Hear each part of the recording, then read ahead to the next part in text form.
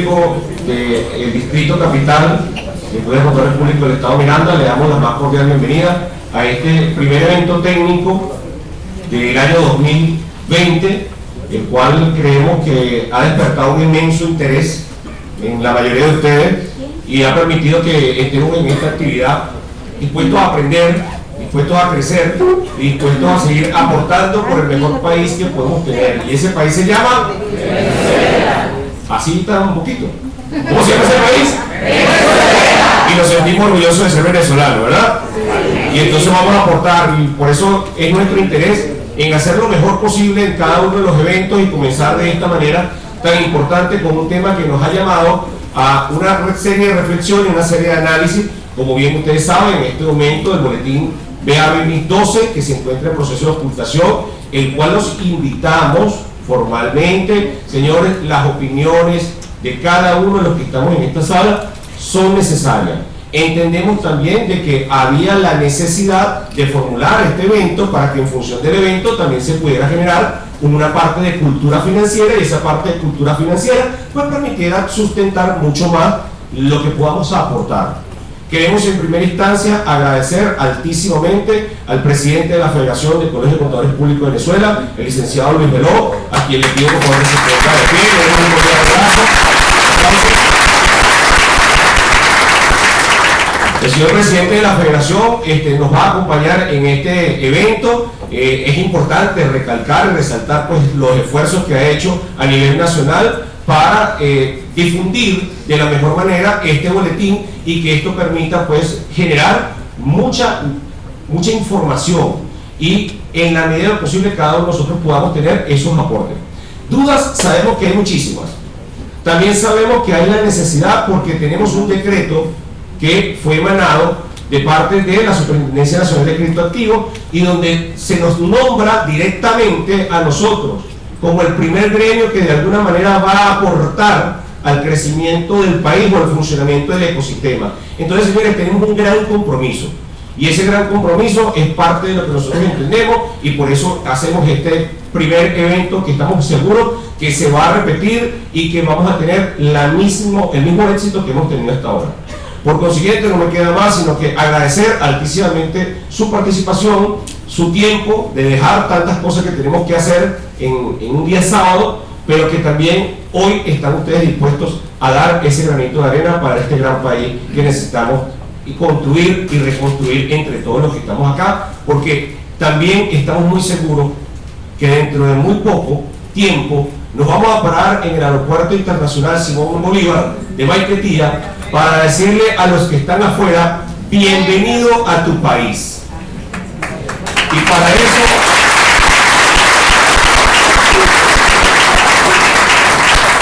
Y para eso también tenemos que trabajar los que estamos aquí. Así que esa es parte del compromiso. Sin más preámbulo, voy a darle pues la más cordial bienvenida y un agradecimiento especial al licenciado José Javier García, socio de PwC en el área tributaria, quien va a tener a bien compartir con nosotros esta primera presentación denominada Operatividad de las Empresas con Multimoneda. Vamos a recibirlo con un fuerte aplauso. Bienvenido, Javier. Buenos días. ¿No es el águila hoy? No. Los que no lo vieron, les doy esa sugerencia, véanlo en las mañanas. Hoy particularmente está espectacular.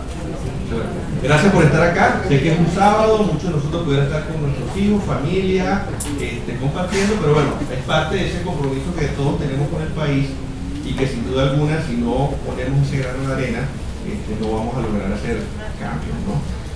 Gracias por la invitación, gracias por estar acá, un grato placer. Que hagamos un ejercicio muy sencillo. ¿Pueden ustedes imaginarse que cada uno de ustedes es dueño de una camioneta último modelo que está estacionada al frente? ¿Podemos imaginarlo? Ok, vamos a imaginarlo. No vieron el habla, pero se imagina la camioneta. Ok. ¿Alguno de ustedes estaría dispuesto a recibir por esa camioneta este papelito que tiene el logo de PwC como parte de pago? Depende. Este no, ¿verdad? Ok, voy a agarrar acá. Voy a agarrar otro papelito igual, PwC.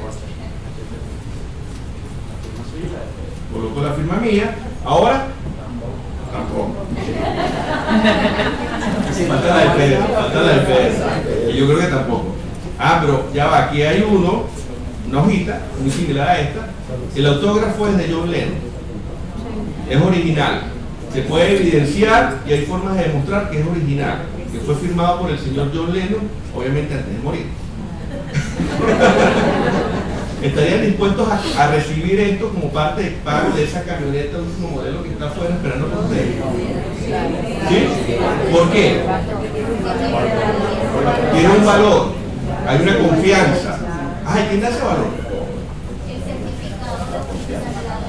Tiene un certificado de originalidad, incluso hay fotografías cuando el señor lo firmó, ¿ok? Pero ¿quién da el valor? ¿Por qué vale? ¿Cuánto vale?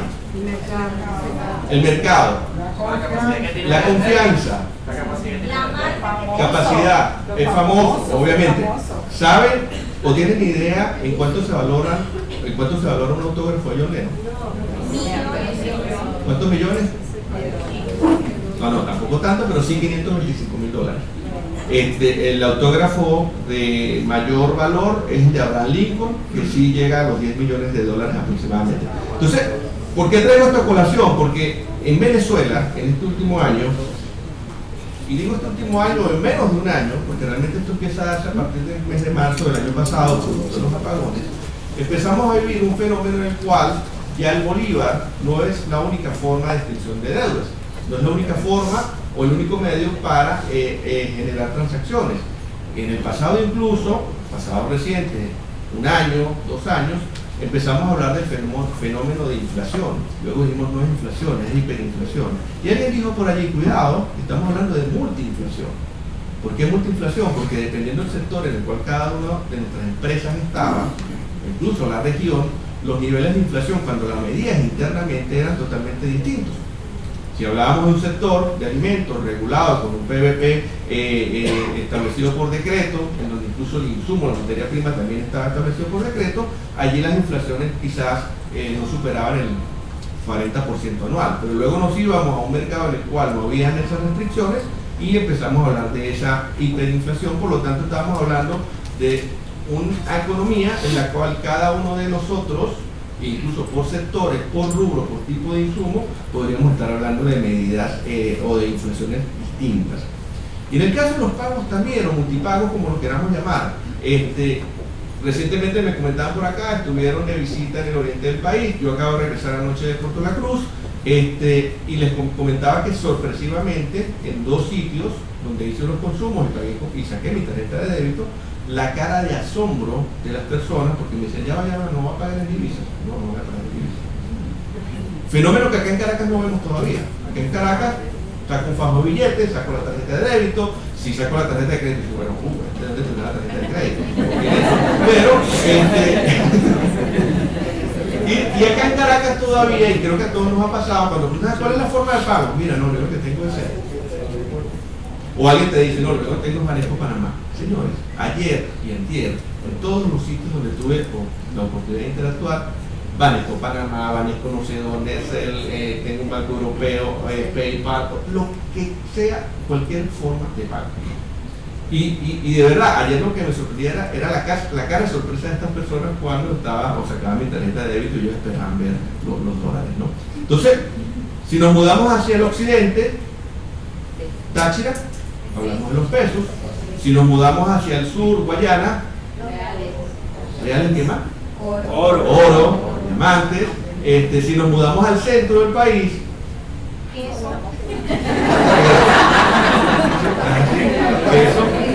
y la semana pasada me llamaba un amigo, un gran amigo que tiene una pequeña, dice que es pequeña finca, no la he visto, pues sabe que el dinero reservado, y me dice, José, cambié 2 cauchos por un burro. Necesitaba un burro, la otra persona tenía un jeep, necesitaba 2 cauchos, yo necesitaba el burro para el arado y bueno, le di los 2 cauchos. Entonces me decía, ¿cómo registro eso contablemente? Él es contador por cierto, y bueno, no sé qué habrá hecho. Eso no tiene boletín.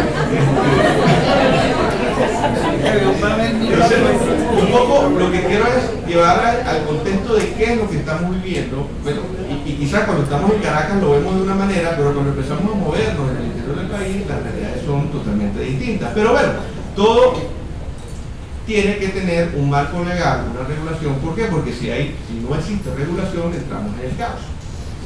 Y de hecho, esto que también comentaba hace un rato ha conllevado que sea una informalización de las transacciones. Ya no se emiten facturas, o te emito un recibo, cuando te emito un recibo, no le coloco el monto, si le coloco el monto, no te coloco la destinación, si te coloco la destinación, te puedo pagar una parte, no, mira, es que no te puedo emitir la factura. Entonces, y empezamos a ver cosas tales como la factura está emitida en dólares, o la factura está emitida en bolívares, pero si está emitida en bolívares se ajusta a la tasa en la cual se dé la variación de la tasa cambiaria, la cual no es la oficial, sino es la otra. Entonces, una vez, si yo pago 10 días después, tengo que pagar un diferencial, porque las partes acordaron que esa factura en bolívares estaba sujeta a una valoración adicional. El IVA lo pago, en algunos casos lo pagaba en bolívares, pero resulta que ahora no hay bolívares, ahora el IVA lo pago en dólares también. Y empezamos a ver, y luego empezó a ver la permuta, o daciones en pago. A ver, mira, yo vendo servicios, tú también vendes servicios, yo necesito parte de tus servicios, tú necesitas los míos, bueno, vamos a pagar. Y empezamos a decir, no, ahí como no hay pago, ahí no hay dinero, ahí no hay retención de impuestos, ahí no hay IVA, ahí no hay nada. Porque como hago una retención de impuestos, sí, el pago es en especie. Señores, no nos olvidemos que en el caso del IVA se establece la obligación, si somos contribuyentes especiales, de hacer el apartado de impuestos y enterarnos. Y esto empieza a complicarse un poco más. Cuando yo dejo posiblemente de emitir facturas hoy, porque es que cuando reviso la caja no tengo las cajas suficientes para pagar el impuesto que tengo que declarar el día lunes. Entonces empieza a generarse, llamo a mi proveedor, llamo a mi cliente, me vas a pagar, seguro, estás ahí, ya estás conectado. Sí, estoy conectado, te voy a hacer la transferencia. En este momento, se acaba de ir la luz.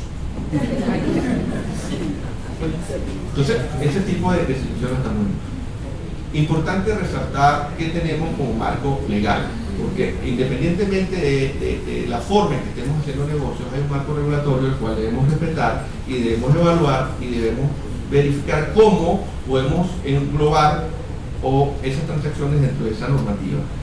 Para empezar, Constitución Nacional, máximo normativa que tenemos en Venezuela, establece que es solo competencia del Banco Central de Venezuela la política monetaria.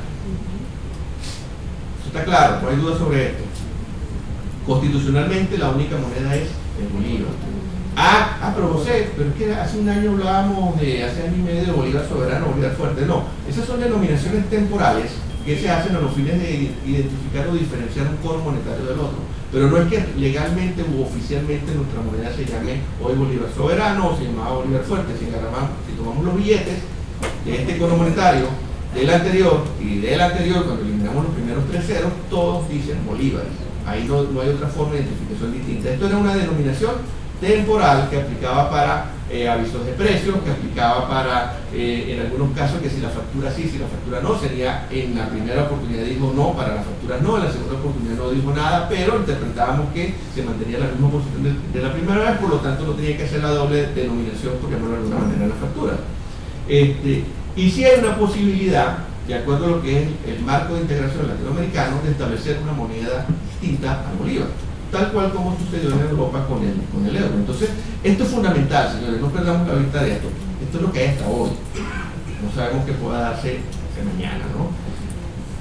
Ley del Banco Central de Venezuela, artículos 106 y 107, ratifican lo que está previsto en la Constitución. La unidad monetaria es bolívar, la posibilidad de una moneda común en virtud de esa integración latinoamericana, y señala de manera clara que ningún ente podrá emitir especies monetarias, salvo cuando exista una figura de monedas comunales o monedas que se van a manejar en lo que son geográficamente las comunas o la ubicación geográfica, lo que pueden ser las comunas, que de hecho llegamos a tener algunas en el pasado, no sé si hoy en día siguen vigentes, no sé si ellas realmente no estaban amparadas por esto, era más un tema de acuerdo entre las partes. Yo tengo un punto de venta, la gente me deposita a mí, yo lo que hago es que emito unos papelitos ovales y eso empieza a circular como una especie de moneda. Yo, más que moneda, claro, la denominación para mí son medios o formas de pago, pero no son monedas, tal cual como este papelito que puede ser utilizado como un medio de pago si hay alguien que esté dispuesto a aceptarlo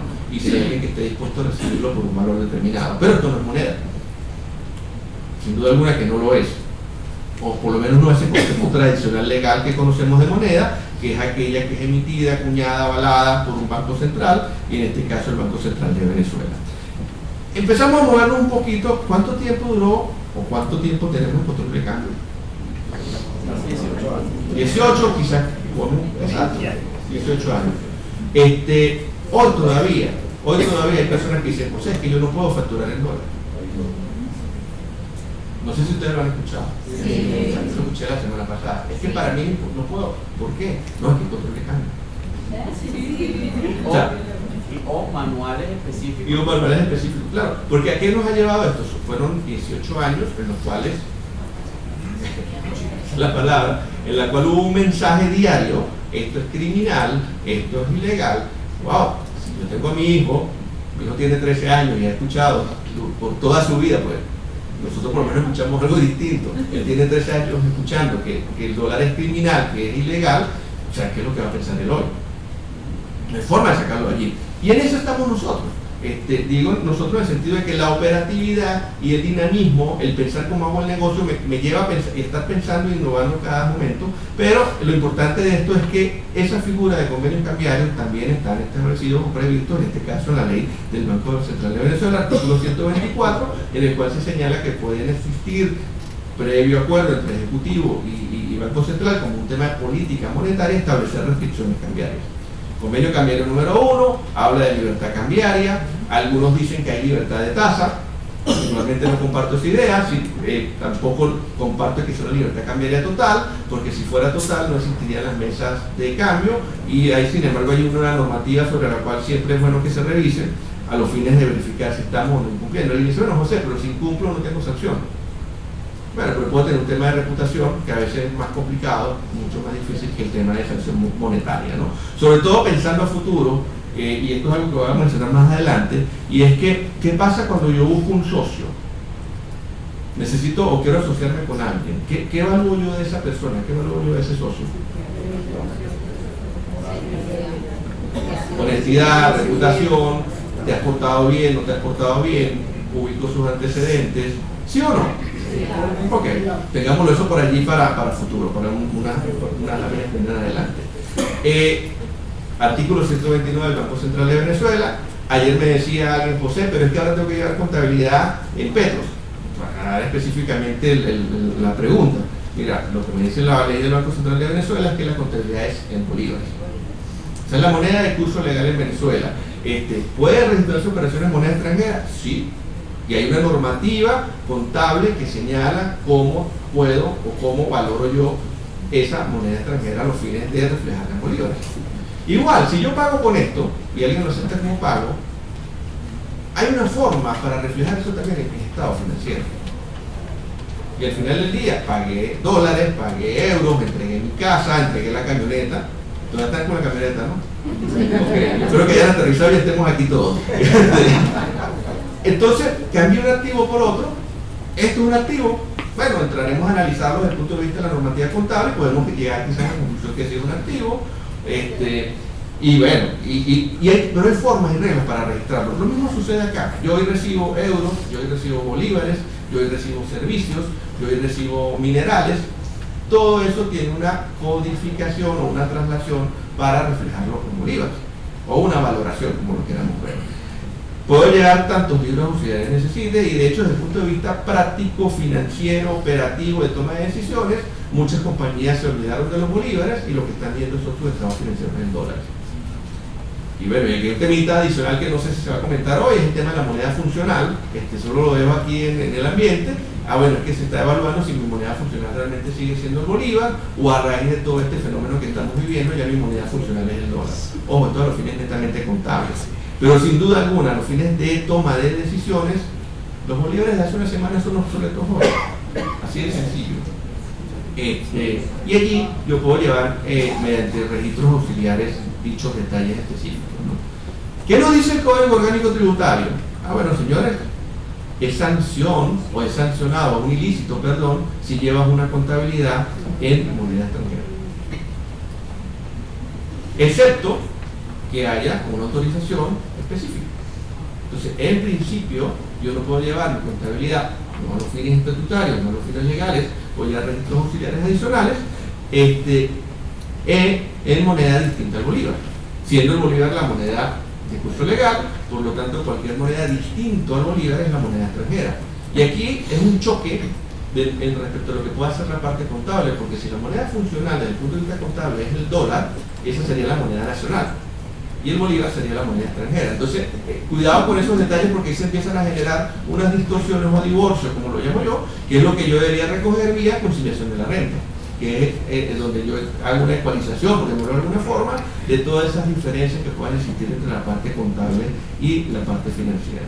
Y este salvo previa autorización no es una normativa nueva. Esta normativa ha estado en el Código Orgánico Tributario desde hace tiempo, incluso cuando teníamos los famosos convenios operativos, que empezamos con el desarrollo de lo que es la faja petrolífera del Orinoco. Muchas de estas compañías multinacionales, todas ellas, se acercaron a la administración tributaria a los fines de solicitarle que sus tributos, su contabilidad se liquidara netamente en divisas. ¿Por qué? Porque había una distorsión que se generaba producto de los controles de cambio y producto de las variaciones en la tasa de cambio.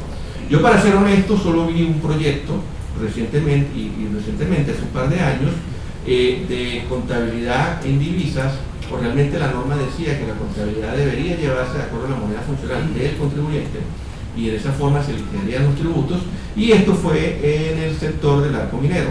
Fue un proyecto de ley, fue un proyecto borrador de la norma tributaria, no obstante lo que finalmente se aprobó, esto no fue incluido. Pero sí, es algo que viene sonando, y a raíz de ello tenemos ese decreto del 28 de diciembre del año 2018, ¿lo recuerdan? El decreto 35, ¿no lo recuerdan? ¿Sí? Ya lo vamos a comentar ahorita. Artículos 88 y 35 de la Ley de Impuestos a la Renta y la Ley del IVA nos hablan que yo debo llevar una contabilidad o unos registros de acuerdo a principios de contabilidad generalmente aceptados. Y eso es un poco para buscar uniformidad. Vuelvo y repito, puede haber un divorcio entre la parte contable, y de hecho existe, y la parte tributaria, entre lo que yo pueda estar considerando como un ingreso a los fines contables, en donde estoy aplicando de manera plena los principios de contabilidad generalmente aceptados, pero que no necesariamente son considerados por la Ley de Impuestos a la Renta. La muestra un botón, la Ley de Impuestos a la Renta tenía un sistema de ajuste por inflación, o tiene un sistema de ajuste por inflación que es distinto, que en concepto es similar. Ajustar por inflación tus partidas no monetarias, financiera y contablemente, fiscal y financieramente, contablemente es lo mismo, el concepto, pero luego las metodologías de cálculo eran un poco distintas. Antes de esto, para que no se me asusten, creo que lo voy a adelantar aquí unas láminas solo.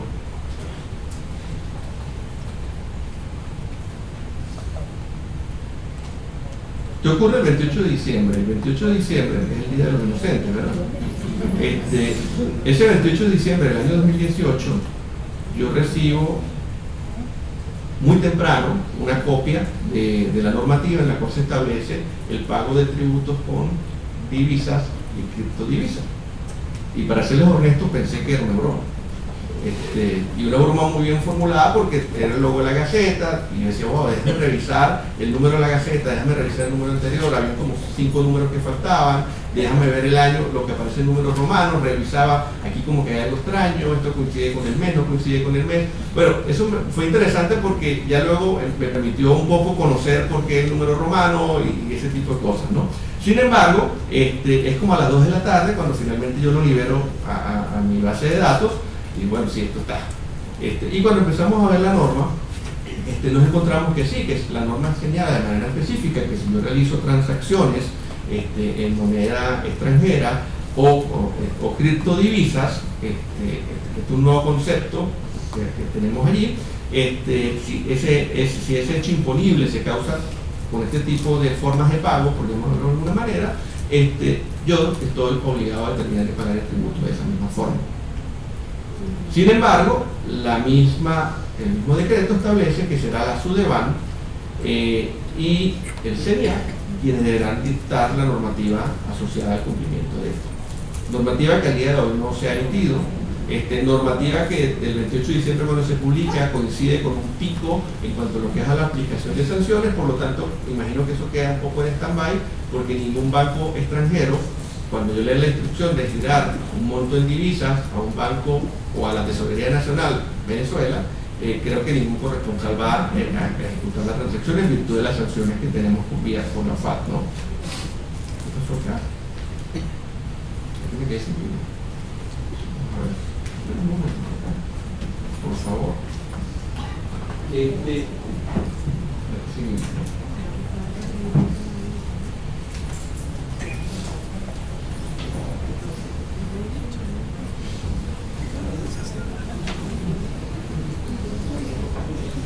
Vamos a ver qué pasó por aquí.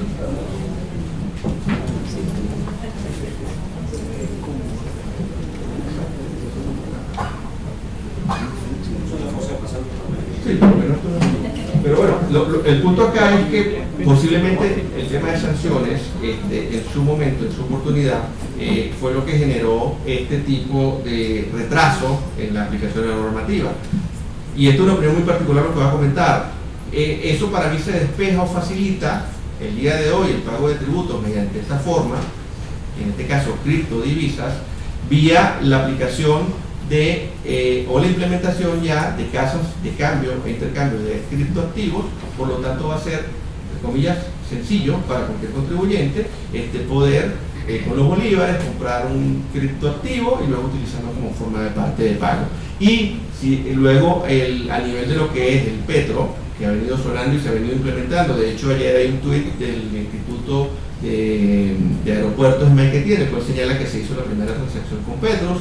La semana pasada hay una publicación de Linea con todo un instructivo en el cual se establece que hay que bajar una app o sea, ya todo este ecosistema de una u otra manera se está generando. Por lo tanto, eso empieza a darle operatividad y pudiera ser una forma para que muchos de los contribuyentes se pongan al día en el pago de sus impuestos. Yo conozco compañías que deben impuestos, todo lo que son sus obligaciones tributarias, prácticamente del segundo semestre hacia acá. Y no han pagado, no es porque no quieran pagar, es que no tienen los bolívares suficientes para hacer el pago.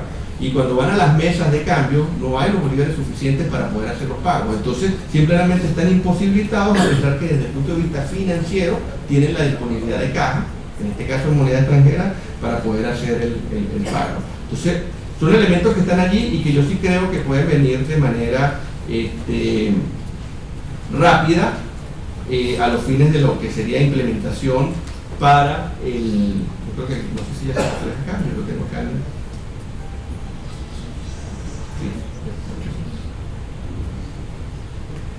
Bueno, espero que ya en algún momento se refleje aquí nuevamente. Entonces, esa norma está allí. ¿Algunos de ustedes o sus hijos, en algunos casos, compraron entradas para el concierto que suspendieron estos días en Chile? Nacho. Pero todo por sus hijos, porque de repente a uno le da pena levantar la mano. ¿Alguno compró o no? No, seguro. ¿Escucharon la historia del reembolso? ¿No? ¿Escucharon? Ok, el pago de esas entradas en su mayoría se hizo en divisas. El concierto se cancela, pero no se logra ver. Ok, ya lo tenemos acá. El concierto se cancela y el reembolso que se le hace a la gente cuando va a buscar son en bolívares. A la tasa de cambio del día que hiciste el pago.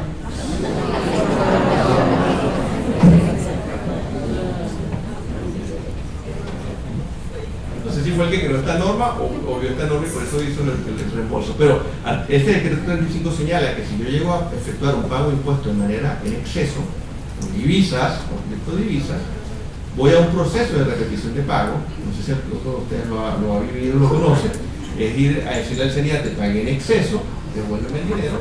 La norma te dice, sí, te lo vamos a devolver, pero a la tasa de cambio del día que hiciste el pago en exceso.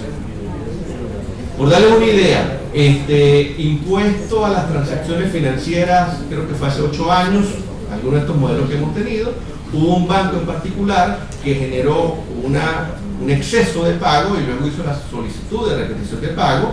Al día de hoy esa solicitud de repetición de pago no ha sido aprobada. Y bueno, si le sumo los ceros que eliminamos, ya dejó de ser material y por lo tanto es preferible llevarlo a ganancias y pérdidas que efectuar algún trámite orientado a la solicitud del mismo. Entonces son detalles que tenemos allí y sobre los cuales tenemos que, sin duda alguna, verificar temas, ¿no? creo que estamos por acá. Noticia de ayer. Aquí está la fuente. Banquinegocios, Bloomberg también lo publicó antes en la mañana. Hay un diputado de la Asamblea Nacional Constituyente, Gerson Hernández, miembro de la Comisión de Economía, el cual en declaraciones señala que viene una reforma de la ley del IVA y que en esa reforma, esto es textual de lo que estoy tomando el artículo, lo pueden ubicar en Banco y Finanzas, hay que adaptarnos a nuevos tiempos, las ventas en euro y criptomonedas, con excepción del petro, estarían grabadas o sujetas a impuestos. El presidente tiene derecho a exonerar ciertos bienes y servicios y fijará la tarifa adicional a la tasa anual de IVA del 16%. Realmente aquí no entendemos si es que va a haber una tarifa distinta o adicional, o seguimos con el 16, pero para ciertas transacciones va a existir algo nuevo. Y aparentemente en ese borrador, todo lo que sea, aquí habla el de recibos, y creo que es un poco el tema del conocimiento, desconocimiento de la materia. La persona habla, ahora sí se asustaron, ¿verdad? La persona habla de recibos, que los minoristas y proveedores tienen que emitir recibos en moneda o criptomoneda con la cual se realizó la compra y que se debe reflejar la cantidad equivalente en bolívares. Señores, en el caso de facturación en moneda extranjera, ya esa norma está en la ley del IVA y me señala de manera muy clara que si mi base imponible está especificada en moneda extranjera, yo tengo que colocar una nota, una parte, en la misma factura indicando la tasa de cambio oficial del día y la equivalencia en bolívares. Y esto es a los fines de la reciprocidad que pueda existir entre lo que es el débito y el crédito de IVA para uno y otro, ¿no? Esto salió ayer, no sé si lo hayan visto, búsquenlo en las noticias, no hay mayor detalle más allá que esto, pero sí, sin duda, ya se hizo un anuncio de reforma tributaria del Código Orgánico Tributario, se hizo un anuncio de reforma de la Ley de Aduanas. Pareciera, y esto es una opinión muy particular, de lo que yo entendí de la cadena presidencial, era que en el Código Orgánico Tributario lo que hacía era incrementar el tema de las sanciones y por otro lado limitar un poco lo que es el otorgamiento de beneficios tributarios. Lo cual pudiera tener sentido, ¿por qué? Porque los beneficios tributarios deberían de estar orientados y enfocados a un sector sobre el cual quisiera desarrollar. Hablo desde un punto de vista netamente económico. Si yo quiero desarrollar el sector de la marina mercante, por dar un ejemplo, como sucedió en el pasado porque estaba deprimida, yo tengo que empezar a otorgar beneficios. ¿Para qué? Para motivar a que inversionistas que estén en otros sectores con un excedente de dinero, de recursos, traigan esos recursos a este otro sector y empecemos con ese tema de generar beneficios como tal, ¿no? El tema de los multipagos, sin duda alguna tenemos que verlo un poco asociado a lo que ha venido pasando con las sanciones también. ¿Por qué? Porque esta informalidad que se ha dado, que lo comentábamos hace un rato, también lleva a que posiblemente nos estemos saltando obligaciones tributarias. No sé si les ha pasado, mi proveedor está en Venezuela, proveedor 1, él me emite mi pago en dólares, mi factura en dólares, yo le pago en dólares a una cuenta que tiene aperturada a nombre de la compañía, no hay problema. Pero proveedor 2, mira José, yo te facturo, me vas a pagar. El pago solo en dólares.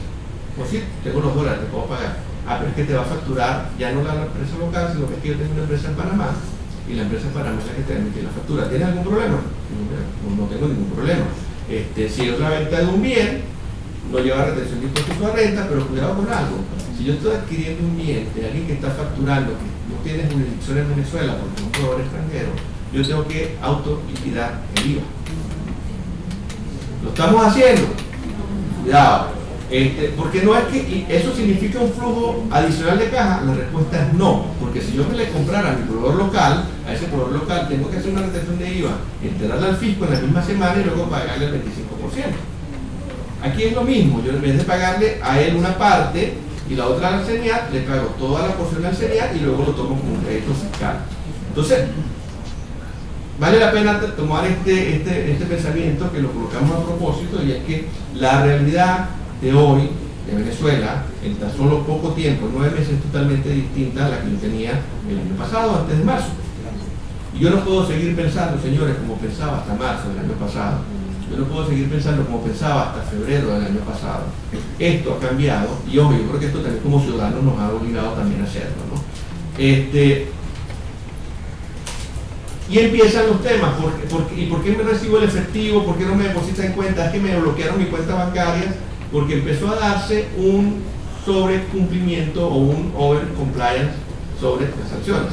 Yo soy un banco americano, se sanciona a un estado, se sanciona a un gobierno. ¿Qué hago yo como banco? Wow, todo lo que es buena Venezuela, diga Venezuela, pues el señor esté en Venezuela. Voy a dedicarle tiempo, recursos, a evaluar esa transacción cuando tengo miles o millones de transacciones en un día y algunas miles asociadas a un país, o simplemente digo, señores, se paralicen esas transacciones, no las apruebo. Porque es que el hecho que yo le dedique tiempo y le dedique una persona o le dedique un grupo de personas a analizar esas transacciones que no provengan o no tengan origen en una operación o una persona que haya sido designada como sancionada, no me garantiza que se pueda llegar a una conclusión de que realmente ese dinero no es tóxico, como lo llaman de cara a lo que son las sanciones. Entonces, por eso es que empiezan a darse los cierres de cuentas, por eso es que empiezan a darse un poco las limitaciones, por eso es que ahora cada uno de nosotros, en las empresas en las cuales trabajamos, donde hay una erogación en divisas, hay que hacer casi que una carta, explicar de dónde es el origen, qué hago, qué no hago, cuáles son mis clientes y todo esto. Entonces, eso nos ha llevado un poco, y eso quizás lo hemos descuidado. Otra cosa, yo estoy recibiendo pagos en divisas. Bueno, recibo $100 de material, recibo 20. Llegó alguien y me dice, mira, José, te compro todo el inventario, son $50.000, toma, aquí están los $50.000 en efectivo. Wow, lo vendo, ya. Y me evito el tenerlo ahí, que si después viene la autoridad regulatoria, me dice que lo tengo acaparado. Ajá, pero ya va, yo verifiqué quién me está pagando. Yo hice por lo menos por Google, coloqué el nombre de la persona. Posiblemente, no, y no te preocupes, no me des factura. Se molesta por eso. Entonces, pudiera estarse dando unos tipos de situaciones un poco más peligrosas, que aquí ya estamos hablando de la estimación de capitales, o incluso yo hago todo ese proceso, transacciones superiores a cierto monto, tengo algún compliance, alguna forma, le hago firmar. De hecho, en estos días hay una tienda en la cual, dependiendo del monto, te hacen firmar una declaración de origen de fondo. Algo es algo. Pero ya una vez que el dinero está en ese salón, ¿cómo sabemos que alguien no llegó y a tu empleado le ofreció X cantidad de dólares? Mira, ¿cuánto hay ahí? $500.000. Bueno, yo tengo aquí 50. Toma, coloca estos 50 que te estoy dando y me das 50 de lo que está allá. Y te ganas una comisión. El empleado no estoy haciendo nada malo, no estoy robando a mi jefe. Y ese dinero se está marcado. Entonces, son detalles y situaciones con las cuales nosotros estamos levantando una alerta, porque la realidad económica nos está llevando a que tengamos este tipo de informalización de las transacciones, y en esa informalización pudiéramos tener algún problema legal, el cual no estamos viendo en este momento. No es caer en pánico, no es caer en estructuras burocráticas ni en procesos burocráticos, pero sí revisar un poco quizás cómo podemos estar allí, ¿no? Y ese tema de un poquito hablando mezclando temas entre lo que puede ser hablábamos al inicio con el papelito, que depende de la confianza y veracidad, por si se nos había olvidado, aquí están todos los nombres que en estos 18 años hemos utilizado para denominar nuestro sistema cambiario o nuestra restricción cambiaria, de las cuales muchos de ellos es más un tema de cambio de nombre y no de cambio de operatividad. ¿Hay confianza allí? ¿Las mesas de cambio son suficientes para generar las divisas que necesitan? No. Y es donde surgen estas formas de pago adicionales. Entonces, incluso economistas señalan que hoy en día la liquidez en divisas efectivo es superior, muy superior a lo que es la liquidez en bolívares. Y creo que por aquí José hace rato mostraba una lámina, o me mostraba particularmente una lámina respecto a lo que era ese flujo de liquidez de bolívares, ¿no?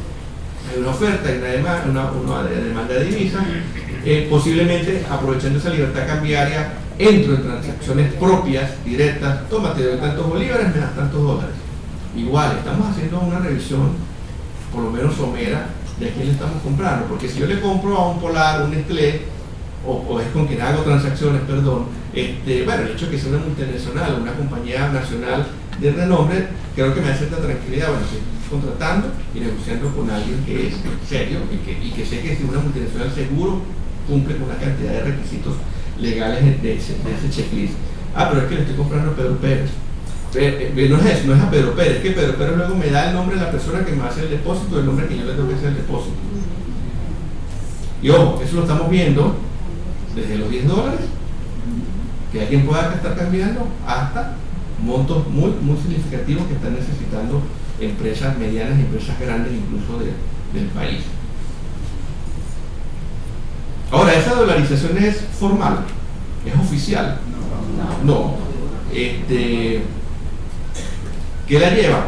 La lleva, se genera producto del mercado, se genera producto de la flexibilización del sistema cambiario, en virtud de ese convenio cambiario número 1, se da producto de esa situación particular que vivimos en el mes de marzo, pero que va con algo y que está allí, y es como el lobo dormido, aún sigue estando vigente la ley de costos de precios justos, que establece una metodología que es simplemente imposible de aplicar en una economía hiperinflacionaria, y más allá imposible de aplicar si estamos hablando de transacciones que se den en divisas, pero la norma está allí.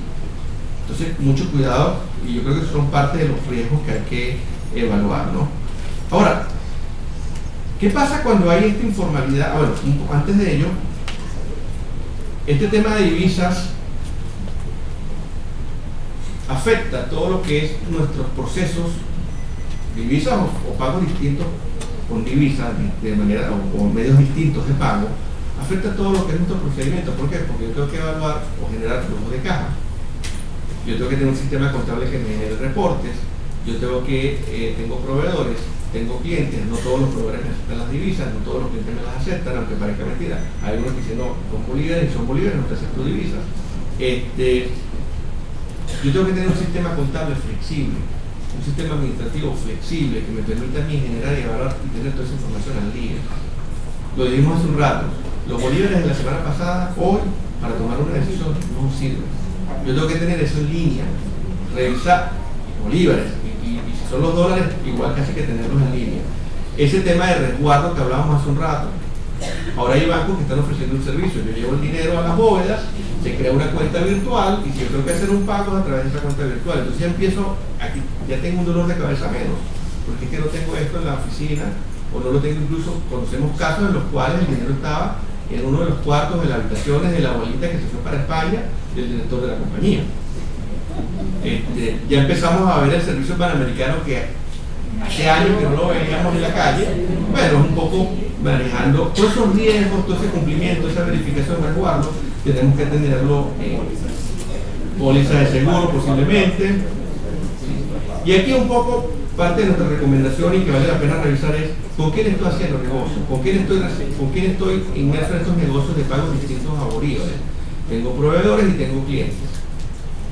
Vuelvo y repito, sin caer en pánico y sin entrar en una estructura burocrática, pero valdría la pena, y algunos de ustedes se han paseado por esto. ¿Cuáles operaciones son obligatorias por ley? A esto le sumamos el petro. Aquí yo tengo que comprar el petro porque es que es obligatorio. Sin ello, yo soy agente naviera y no puedo hacer los pagos al Instituto Nacional de Puertos. Él está obligado a hacerlo si quiere ser operado. Si yo cruzo esto con las sanciones, hay una licencia reciente, relativamente reciente, en el cual a los ciudadanos americanos se les da una licencia para que puedan pagar sus impuestos en Venezuela.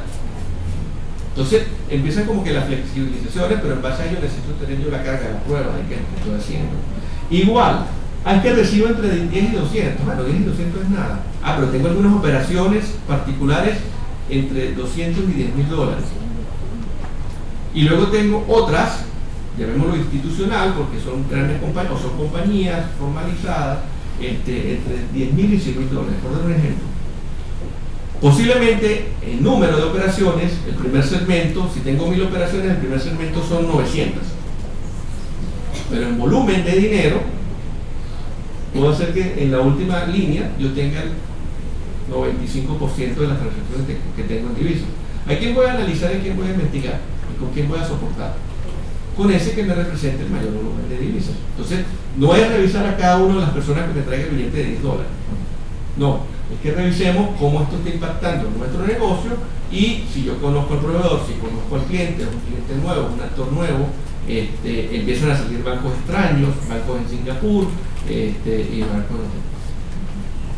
Yo hace rato les preguntaba lo del socio, ¿no? ¿Qué sucede cuando hay un despegue económico? Muchas cosas, y entre esas muchas cosas surgen oportunidades para de inversión, si estamos hablando de alguien que esté en el extranjero, y para los que estamos o los que estemos en el país en el cual se está dando esta oportunidad, también surge una necesidad incluso de alianza, porque es que yo no tengo los recursos suficientes, ni la banca tiene los recursos suficientes, y nadie tiene los recursos suficientes para financiar ese impulso que tengo que dar o ese cambio que tengo que dar. Y empiezan a aparecer los aliados, potenciales socios, potenciales alianzas estratégicas. ¿Qué es lo primero que ellos van a revisar? Reputación. ¿Qué hice?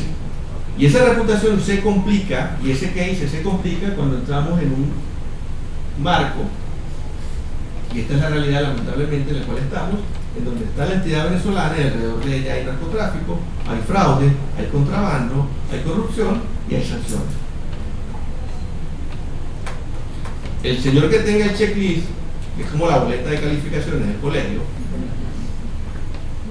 va a pasar eximido algunos pasarán con una nota buena, algunos quizás pasarán con una nota un poquito baja, pero habrán otros que no van a poder pasar. Entonces, eso es un poco hacia lo que nosotros apuntamos, ¿no?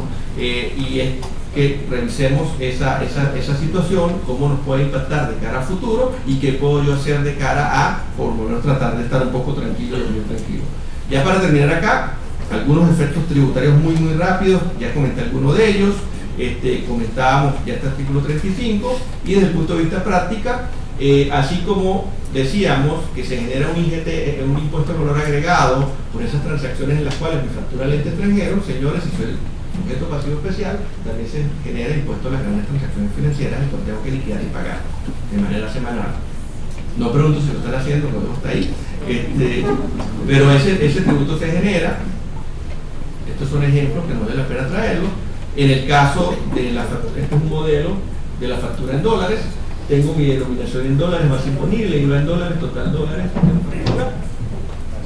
y mi equivalente en bolívares asociado a lo que es la tasa de cambio oficial del día en el cual emití la factura. Este es ese esquema que comentábamos, y ese IVA, por si no lo están haciendo y tienen curiosidad de saber cómo es, esta es la planilla de pago a través del cual o la que utilizo para el pago de ese IVA. José me comentaba ayer o antier que incluso ahora cuando ingresamos al portal en la parte de IVA hay una sección asociada a lo que es pago en divisas. Entonces bueno, algo viene por allí. Si quieres dejamos ahorita para terminar, que creo que hay un ciclo de preguntas. Una pregunta muy sencilla: si yo facturo $1 y cobro en bolívares 20 días después, o yo facturo $1 y cobro $1 20 días después, ¿hay alguna diferencia en esa transacción? Sí, ¿verdad? Forma de pago. En el caso 1, ¿podemos decir que hay variación de precio? ¿No? En el caso 2, ¿hay variación de precio? No. En el caso 2 hay una variación contable producto de la variación de la tasa de cambio que se refleja vía diferencia en cambio. Entonces yo facturo $1 y cobro $1. En el caso 1, la doctrina venezolana acepta que sí hay variación de precio. Porque es que yo facturé un bolívar, pero la obligación de pago es en bolívares. Por lo tanto, esas variaciones por diferenciales, hacia arriba o hacia abajo, afectan el IVA, y por aquí se debería generar en el momento del pago una nota de débito o crédito, creo que no lo están haciendo, por esa diferencia. Ojo, es complicado hacerlo, operativamente sabemos que no es fácil, pero está la norma allí. Para cerrar, y esto está de moda en algunos municipios, sobre todo en el Zulia, el Zulia y algunos municipios del oriente del país, Anzoátegui y Monagas, están revisando los contribuyentes, y en el caso de que exista facturación en dólares, están liquidando el tributo en dólares, o determinando el tributo en dólares, aunque se paga al final del día en bolívares. Ahora, ¿qué sucede con esto? Esto es un caso de la vida real, lo quise actualizar, pero ya llegué muy tarde. Yo emití una factura el 22 de enero del año 2009 por $1. La tasa de cambio, aunque no lo crean, hace un año, 22 de enero, estaba en 1.324.90. Hace tiempo, ¿verdad? Bueno, hace un año, pero parece que este año, como si hubieran pasado 9 meses ya del 1 de enero hacia acá. Bueno, ese dólar valorado a esa tasa de 1.324 es lo que esta compañía registra como un ingreso bruto. En su contabilidad los ingresos brutos son 1.324, calculo el 7%, que es lo que tengo que pagar al municipio, le tengo que pagar 92.74 bolívares. Una transacción que ejecuté en enero. Pero llega al municipio hoy. ¿La tasa está bien? 77, ¿no? Reunimos 80 para hacer el ejercicio sencillo. Hoy llega al municipio y me dice, bueno, mira, vengo a revisarte vengo ahora sí a cerrar el ciclo de tu ejercicio 2019. Hoy te corresponde presentar la declaración. Tú facturaste $1. Ese dólar hoy, que es cuando te estoy haciendo la revisión, bueno, no importa, te lo dejo en dólares. El 7% de ese dólar son 7 centavos de dólar. 7 centavos de dólar por 80.000, ¿cuánto da? Tú me sigues debiendo los 7 centavos de dólar. Pero hoy, multiplícalo por la tasa de cambio, me da 50 y pico. 56.000 bolívares. Me debes el impuesto 56.000 bolívares. Mi ingreso bruto fue 1.324. O sea, estoy pagando el impuesto. ¿Cuántas veces el monto de lo que fue el ingreso bruto? Eso está pasando en La Cañada, eso está pasando en el municipio de Maracaibo, eso está pasando en Anaco, eso está pasando en el Tigre, y a mí no me extrañaría que empiece a pasar en algún momento por acá. Entonces, cuidado con esto, esto hay que revisarlo. Artículo 210 de la Ley Orgánica del Poder Público Municipal señala que los ingresos brutos es lo que genera el impuesto. No hay que empezaron a estar preocupados. Ya se le olvidó lo de la camioneta. Entonces, cuidado con ese tema. Yo no estoy diciendo que no facturen divisas. Ojo, revisemos qué municipios están con esta práctica.